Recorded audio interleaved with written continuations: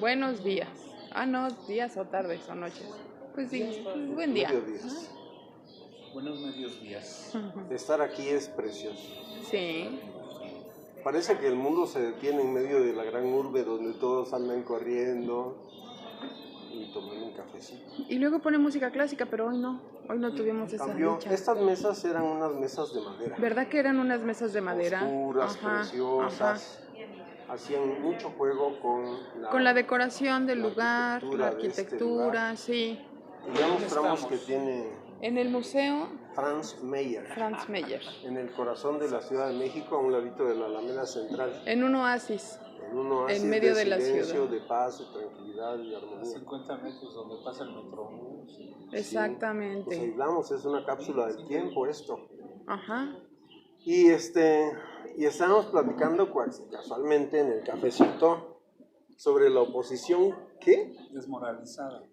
Sí, Desmoralizada, derrotada, derrotada, inocurrente, inocurrente, sin Sí. propuestas. de chorizo y de toalla.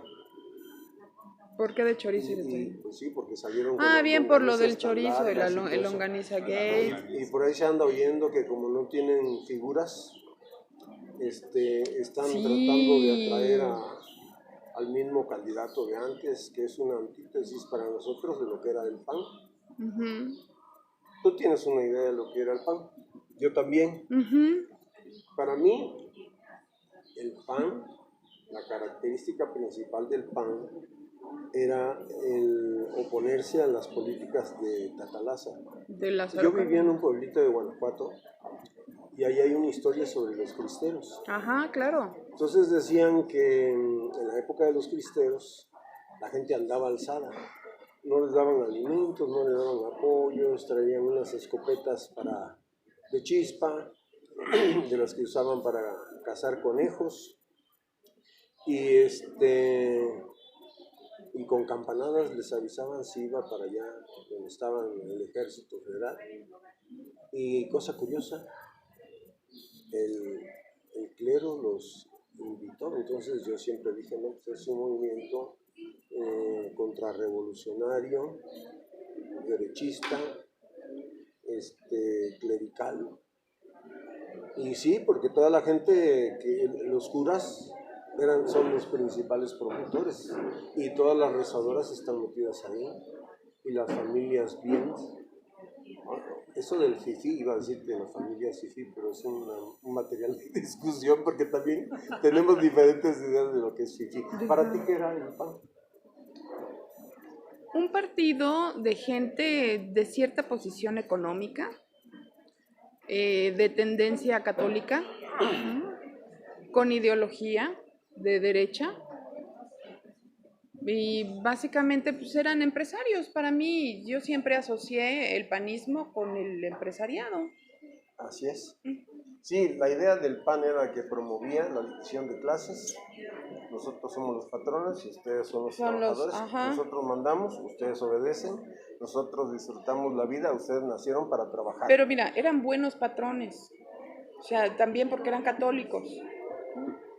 No eran el explotador, no, tenían una ideología. Es ahí donde yo creo que se pervirtieron las cosas. Sí, se permitieron. Tú sí conoces al PAN a fondo, por eso te invitamos. Desde el migajón. ¿Con quién estamos? Dile, preséntalo, por favor. Pues Angélica. estamos con el licenciado Juan José Hernández Trejo, que él es panista de cepa. Él estuvo desde la formación. Bueno, no tú, no, tu papá, ¿no? Su papá fue de los formadores del PAN. Él fue diputado ¿en qué legislatura? 88, 54. ¿88? Año No. 88, 1988. Ah, legislatura 54. Del Ok. PAN, Por por el PAN. de mayoría, claro. De mayoría, no eras plurinominal No, como de tantos los que hay ahora. convenos. O sea, tuviste que salir a hacer campaña y convencer y todo aquello. Desde muy niños andamos. Siempre él anduvo boteando. Isabel, trabajando. platícanos. Bueno, hay cosas que vamos a discrepar. Yo creo que hay una idea creada por el mismo régimen priista de años. Sí, ciertamente el PAN surge en 1939 como una, si quiere llamarse una reacción a la política emprendida por el entonces presidente Lázaro Cárdenas, que a todas luces, bueno, sí tenía una orientación socialista,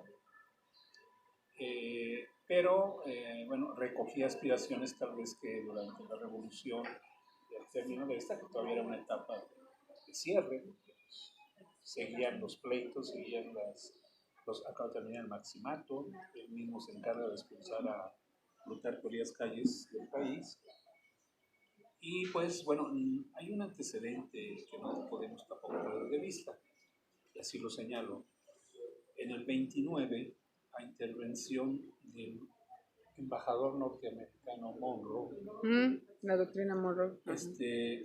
él le sugiere a los revolucionarios, a los líderes revolucionarios, pues, que dejen de matarse entre ellos y formen un bloque, tanto un poco así con una tendencia media fascista, ¿no? El PRI, el Partido Nacional Revolucionario, nace a propuesta de Estados Unidos para poder apaciguar al vecino.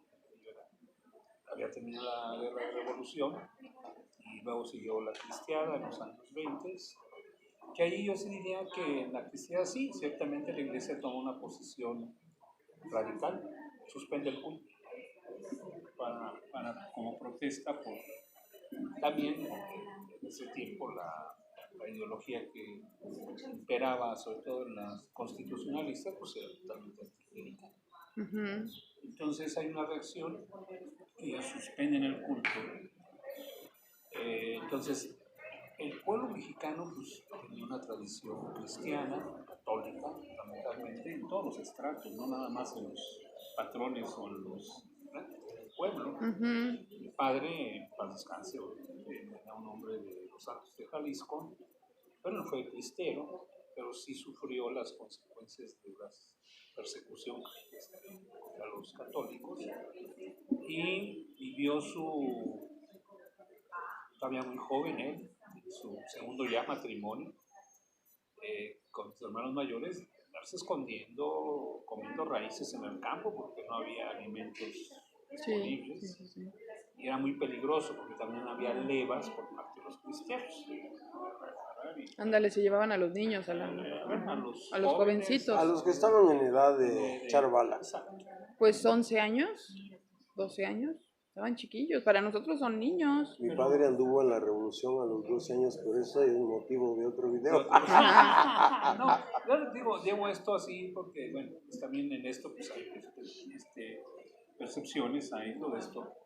Pero mi convicción real, se los digo, y un poco conocimiento por dentro, es que había eso, ¿no? Yo llegué a escuchar de mis hermanos mayores relatos de la cristiandad, San José de Gracia, Jalisco, eran ellos, Jalisco, Los Altos, fue para el Totonilco. Y era el pueblo el que se amaba, el que apoyaba, el que todo eso. A fin de cuentas, bueno, se llegan a los acuerdos. El pueblo católico, era un apoyo por cuestiones religiosas, pero no sabían realmente qué es lo que estaban apoyando al extinguirse las haciendas, ¿no? Al repartirse la tierra, al pero todavía no había todo eso, porque eso viene después ya, de hecho, que de hecho es... Ya se anunciaba. Sí, pues, la Constitución original pues, tenía ese tema. Y hoy le han movido tanto que hoy elegido dejó de ser una cosa como exclusiva para no venderse, ¿no? Desde tiempos de Miguel de la Madrid y de Salinas, el elegido se convierte en algo que puedo comprar y vender. Bueno, eso fue la etapa que se llamó el inicio. Ahí se pusieron una punta de playa para la reforma agraria neoliberal, sí, que no alcanzaron a realizar, pero que sí, Zedillo empezó a quitarle lo intocable al ejido, le dio a todos los ejidatarios un título parcelario para que pudieran vender, y decían que se iban a asociar con los empresarios. Ya te imaginarás que iba a salir de esa cuestión legislativa se dice desde Miguel de la Madrid. Para pero volvamos a lo que estábamos diciendo, bueno. ¿No? Bueno, la cristiandad se da, es un fenómeno social también. Sí, a lo mejor con o una manifestación contraria a algunos temas que la Constitución del 17 recoge, la lucha que se dio a partir de 1910. Termina ahí, hay quien se siente defraudado, hay quien se siente que se logró mucho, en fin. Hay un dato histórico también, por ejemplo, el único templo que no permitió el gobierno que cerrara sus puertas fue la Basílica de Guadalupe. Curiosamente. ¿Por qué? Porque podía ser jacobino, pero guadalupano no lo perdías. Esa doble, o sea, esto de las dobles morales y de la actual oposición, que creo que al final tendremos que charlar sobre eso, ¿verdad? Se ha dado siempre, ¿no? O sea, yo soy bien jacobino, clerical, como curas, mando empedrar el pueblo con cráneos, así decía un presidente municipal de San Juan del Río, voy a empedrar las calles de San Juan del Río con cráneos de curas, o sea, eran radicales así. Sin embargo, el 12 de diciembre, muchos años atrás, se declaró fiesta nacional. Pues la Basílica fue el único templo que no se cerró. No se cerró. Bueno, termina todo este periodo, viene obviamente ya el cardenismo, que él se encarga de alguna manera también de cerrar ciertos capítulos que habían quedado pendientes, como la exclusión, decía yo, de Plutarco Elías Calles, y era parte de todo el poder, ¿no? La lucha. Él le cambia el nombre al Partido Nacional Revolucionario por Partido de la Revolución Mexicana. Y da un énfasis al aspecto del pacto agrario, de políticas educativas también, obviamente la iglesia y mucha gente en ese tiempo que yo también me gusta enmarcar muchos en el contexto histórico, porque no todo es casualidad o no todo es una situación. ¿Cómo está la situación en ese momento? Bueno, como que el mosaico ideológico de México no era muy claro, había varias tendencias, algunas sobrevivientes del tiempo del porfiriato, que después de años se hace un análisis retrospectivo del PRI, pues como que los antiguos porfiristas volvieron al poder. No, por supuesto. Disfrazados, claro. Ahora ya de del Partido Revolucionario Institucional, y ahí están todavía los resultados. Y cuando el neoliberalismo volvieron a tomar el poder. Sí. Bueno, entonces yo lo que digo es cómo el mosaico de México es sido tan especial, que si vemos esto también podemos entender un poco, como decía por ahí, los errores no son de Roma, casualidades, son de tiempo, la circunstancia, ¿no? Entonces yo sí creo que tendríamos que, para tener como una visión más amplia y no quedarnos nada más en un aspecto, tal vez del momento, es toda esta situación. Había mexicanos muy formados en esa contra o reacción al cardenismo, el comunismo, bueno, la revolución en la Unión Soviética pues había terminado un poco antes, o sea, antes que la nuestra, ¿no? Por ahí andaban en todo esto. Entonces, esa corriente era muy fuerte. No podemos olvidar tampoco la intervención norteamericana siempre hacia México, por eso era el PRI, en sus diferentes facetas y nombres. No se peleen por el pastel, repártanse los y todos, y mira, iban en paz, que a mí me puede dar un problema. Gómez Morín, que es el fundador propiamente del PAN, pues no olvidemos que él fue secretario de Hacienda en el gobierno de Plutarco Elías Calles, fue el creador del Banco de México y un defensor fuerte todavía después de la autonomía universitaria. Él pertenecía al grupo vasconcelista. Entonces la misión de ellos era no la violencia, sino es crear instituciones, pero también concientizar al pueblo, no de una lucha de levas, de vámonos a la cargada, y no, ir creando conciencia. Entonces, Vasconcelos es importante en esa parte ideológica. Entonces, pasado el tiempo, ante la situación ya radical con el cardenismo y otros aspectos que hay más en el entorno, deciden hacer una lucha frontal. Se lanzan a formar el Partido de Acción Nacional, que algunos decían el Partido de Acción Nacional, pero con un ideólogo muy particular que fue don Efraín González Luna, jalisciense, formado en el humanismo cristiano como ideología, que abreva pues, de griegos, romanos, todo esto, y es el que le va dando forma a la ideología, el pensamiento panista de ese tiempo, que sí buscaba un cambio en México, pero aquí hay algo que es subrayar y que puede servir mucho para la hora de contrastar con el actual PAN. Es un partido pragmático, que se sienta con quien sea y no les importa la ideología. Exacto. Ellos mandaron de vacaciones, Fox mandó de vacaciones a los principios, seamos prácticos.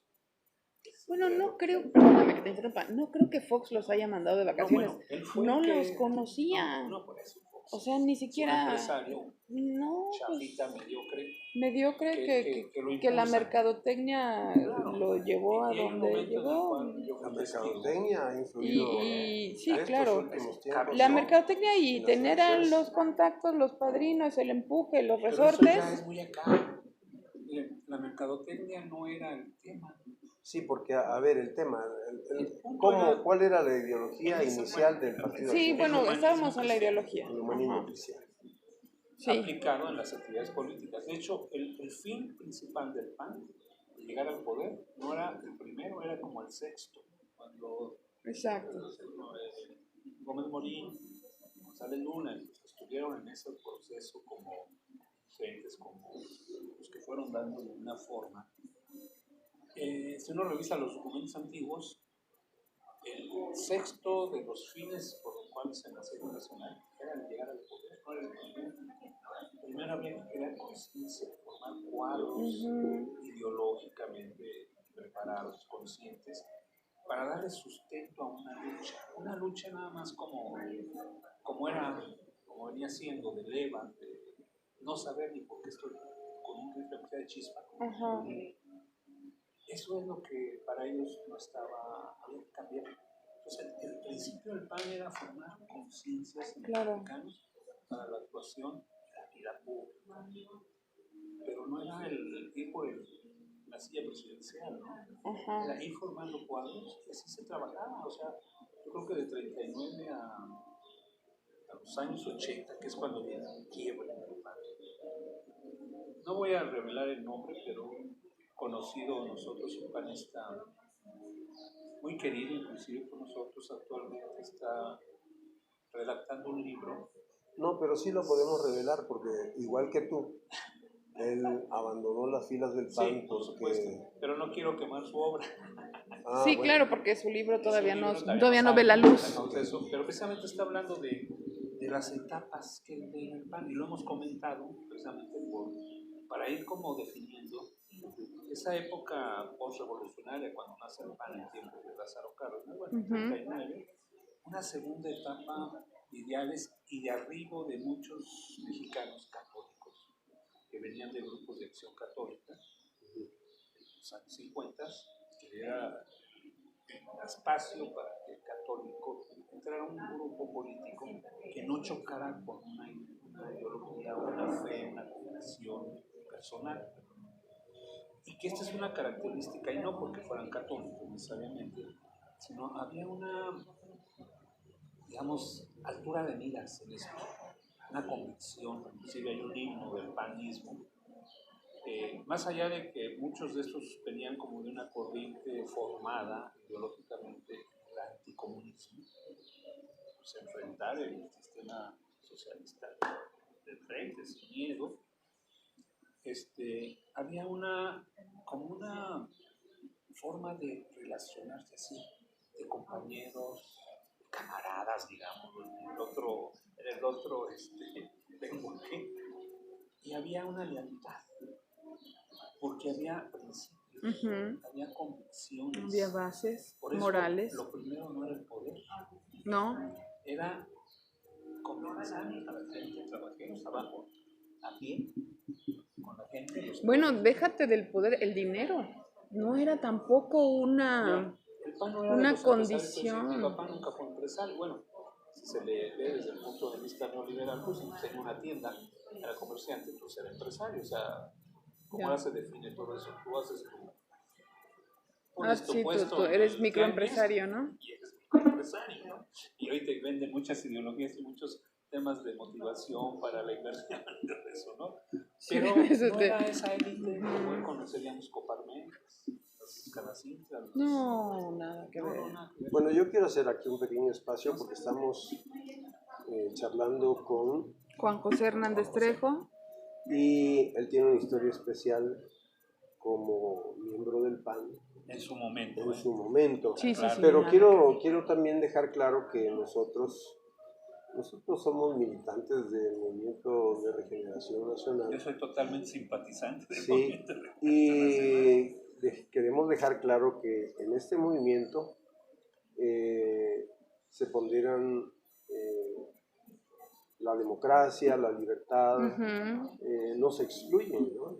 Claro. Tenemos muy claro que este es un país muy grande y tiene una amalgama de ideologías, de pensamientos, de condiciones, y todas son dignas de respeto, todas. Pero hay puntos de coincidencia, Sí, de donde encontramos una línea conductora de darle preferencia a lo social, Sí, a una cuestión de un reparto equitativo, de la justicia que no social, hay un ¿no? acaparamiento. Y yo creo que en la historia del PAN, si nos metemos a estudiarlo documentalmente, vamos a encontrar iniciativas legislativas muy interesantes. Ujú. La copropiedad de las empresas, la cogestión de las empresas, el movimiento cooperativista, también muy impulsado desde el PAN en su momento. No hablo del actual PAN. bueno, pero yo lo que quería decir, perdón que interrumpa, es porque alguien puede pensar, oye, ¿por qué están promoviendo al PAN? No, para No, no, nada. no, no, no. Estamos haciendo un ejercicio. No, ¿sabes a dónde queremos llegar? A que justamente, o sea, empezábamos en lo de la oposición derrotada, ¿no? Sí, Moralmente exactamente. derrotada. Y aquí- Vamos hacia allá, o sea, Sí, vamos ¿por hacia qué, allá. ¿por qué se derrotaron? Por Claro. ellos mismos. ¿Por qué están derrotados? Sí, Porque ya tienen ideología. Ese es el muy punto. bien. Yo resalto esa historia del PAN. Yo dejé el PAN en el año 92. Hablo de los antecedentes porque me tocó vivirlos desde niño, Sí, claro. en familia. Claro, yo cuando dejé el PAN pues era la oveja negra de la familia. Sí. Pero con Con el conocimiento, tiempo. con saber todo Ujú. esto, porque nosotros sí interpretábamos que el panismo antiguo, el doctrinario, no es para nada, quién sabe qué será el PAN actual, con las etapas que inclusive de transición, fue una metamorfosis en donde lo primero que hacen, bueno, lleguemos a los años 50, 60, todavía había esa ideología imperante, Pero yo recalcaría eso, o sea, ¿qué es ahorita el PAN? Ni ellos saben. pues es Marco Cortés. Pues por lo que nos está explicando, era un partido con muchos ideales y grandes metas, claro, con su tendencia acorde a condición humana y con... aquellas épocas, ¿no? Pero hoy hay una diferencia y ese es el motivo de la charla. Y que yo subrayaría, sí entiendo, ¿no? lo que estás comentando, César, pero sí había una historia, por ejemplo, legislativa de propuestas con alto contenido social. Ujú. Si fueran empresarios no hablarían de copropiedad de las empresas, si fuera un partido empresarial de esa época no hubiera propuesto la copropiedad ni la cogestión de las empresas, ¿no? El seguro social, todo eso viene de allá de la historia. Hay tomos que yo creo que ya los nuevos panistas ni saben que existieron, ¿no? Era la historia legislativa del PAN, donde vienen todas las iniciativas presentadas desde su fundación hasta cuando cumplió 50 años. Que justo ahí yo sumo que 50 años es casualmente una línea divisoria entre la ideología, el pragmatismo que asumió el PAN en ese momento. Ahora, pasamos década de los 60, viene el momento de los años 70, la privatización, la estatización de la banca o la nacionalización, como la ya manejó el gobierno entonces, que lógicamente el PAN en su posición, bueno, nosotros pensábamos en ese momento, y bueno, yo lo sigo pensando, que el Estado no tiene por qué ser el banquero del país. Eso tiene que ser, hay actividades que son como para los particulares. El gobierno tiene una función, hubo una respuesta en ese momento. Sin embargo, también esto, fuera del PAN, se cocinaban grupos que hoy yo he comentado con Angélica o con otras personas, eso yo ya lo viví. Cuando escuchas al directivo de la Coparmex hablar de formar cuadros de liderazgo, de ir tomando posiciones, ese discurso lo escuché en los años 80. López Portillo privatiza la banca, estatiza la banca. Recordemos un poco la posición que hubo con Luis Echeverría. Luis Echeverría, su locura también hizo muchas cosas que no le beneficiaron al país en lo económico. Reducir empresas, engordar esa parte.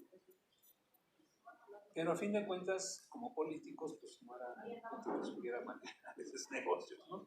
Entonces, el saqueo, propiamente, pero en otra vertiente. López Portillo llega y quiere quedar bien con los empresarios. Muy diferente a lo que Andrés Manuel López Obrador hace actualmente, porque él no cambia la ruta del punto. Él puede sentarse con el DIM y comentábamos en la federación, vamos a Sambors para agradecerle el espaldarazo que dio el DIN ese día. Sí. Pero él pues, pero él está buscando ahora esta situación, pero pues, en beneficio de México, ¿no? Creo yo, con ideas muy concretas. Pero en ese tiempo los empresarios reaccionaron, en los años 80, y su ideal fue formar un partido político para participar político, con esa idea de liderazgo. Y curiosamente en ese tiempo surge Gutiérrez, surge Pancho Barrio, bueno, Rodolfo Elizondo en Durango, y así en varias partes del país, que después se les llamó los bárbaros del norte, que fueron los que trajeron el neopanismo, que para nosotros era el no panismo, porque eso marcó realmente un parteaguas. Totalmente. Y estos sí se fueron a la ultraderecha con todo, porque además traían en su entorno grupos identificados con Yunque. El Yunque, claro. Los grupos estos poblanos, bueno, el Yunque, había otro, bueno, Ancifén, desde las mujeres, el DIAC, Desarrollo Humano Integral, que era un grupo de ultraderecha. Entonces, cuando los empresarios tratan de formar a través del DIAC un partido político que no cumple los requisitos, entonces lo que era el antiguo, ¿cómo se llama? La Comisión Federal Electoral, no les dan registro, pues empiezan a buscar por dónde. Había dos partidos, ¿qué podríamos decir? A lo mejor afines, peligrosos para ellos. Uno de tendencia socialista o comunista, que era el PAN, y el PDM, con cierta influencia en el Bajío mexicano, que era una herencia cristera y de los sinarquistas. No era propiamente un partido pues medianamente extendido en el país, sin mucha relevancia nacional, pues no era opción, porque el empresario va por el paquetón, no va por las migajas, ¿no? Analizaron Acción Nacional. Acción Nacional traía una bandera que para mi gusto era muy digna y que fue una de las razones por las cuales yo también me retiré del PAN, las otras que el PAN no aceptaba el financiamiento público como tal. Y era una bandera digna. Era trabajo voluntario y eso me tocó vivirlo desde niño en mi familia, ¿no? Botear, repartir propaganda, pintar paredes, repartir volantes, todo eso hacíamos. Entonces, no había dinero, uno ponía. Claro. Compraba la harina para claro. todo. Y yo creo que hay partidos también que lo han hecho, más para acá. Que era un trabajo voluntario, un trabajo... Un orgullo, inclusive. Te daba gusto, sí. Sí, te sentías orgulloso. Como nos sentimos nosotros ahora Como que ahora, estamos haciendo es que todas estamos estas retomando cosas. eso. La historia da vueltas, ¿no? Sí, Sí. sí. Ahora, en ese rompimiento, en ese parteaguas del panismo, ingresan mucha gente y aprovechando tal vez la ingenuidad, la buena fe de un presidente panista que tenía apellido de abolengo democrático, y no voy a decir el nombre, Pablo Emilio Madero, sobrino de Francisco Madero, no como el Madero actual del PAN, ese quiere explotar el Madero, pero ya no pega. Como el que quiere explotar el Zapata. También. Entonces, pues en buena fe se acercan. Cuando el DIAC no le dan un registro como partido político, hay reuniones secretas en el Mar de Cortés. ¡Qué padre! Yo quiero ir a una reunión de esas. Se reúnen empresarios de alto A mí me gustan más las del Bilderberg. Y fraguan toda esta, y una de las estrategias fue resucitar panistas que no estaban activos, como Luisa Chálvarez, como Diego Fernández de Ceballos, que estaban retirados de la actividad política en el PAN. El PAN tuvo sus crisis muy fuertes.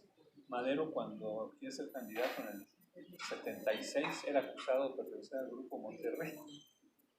O sea, él se ha dado ya, ¿no? Sin embargo, es hasta los años 80 donde, después de la expropiación bancaria, los empresarios deciden actuar. Porque dicen, no, que sigue, ¿no? Ya nos quitan los bancos, ahora van sobre todo, ¿no? López Portillo es un presidente socialista y va a acabar estatista. Entonces, quienes deciden participar en política y su estrategia fue apoderarse del PAN. Si no podían tener partido, un partido que huele empresario no iba a ser muy popular. Pues no. Sí. Entonces, vamos por el PAN. ¿Qué le hacen la oferta al panismo? Oiga, pues eso de que no reciban el financiamiento, pues así nunca van a poder. Cuando si uno revisa la historia, el PAN iba creciendo lento, pero firmemente. ¿Por qué? Porque, insisto, está basado en doctrinarios. Hay que ser más pragmáticos. Entonces, se empieza a aceptar, pues la secretaria te la pagamos. Mira, tenemos persona que es acá bien. Pero aparte empiezan las concertaciones. Entonces, después, está hablando de la época de los 80. Mira, tengo aquí a César, que es excelente en el manejo de grupos, en la organización, en necesitar organizarse bien. Nosotros lo pagamos. Entonces, caballitos de Troya.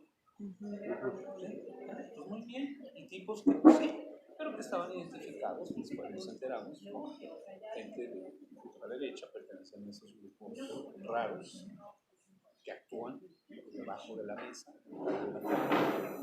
son fuertes en cuanto a lo que tienen y a una tendencia de ir empujando estrategias empresariales para ellos.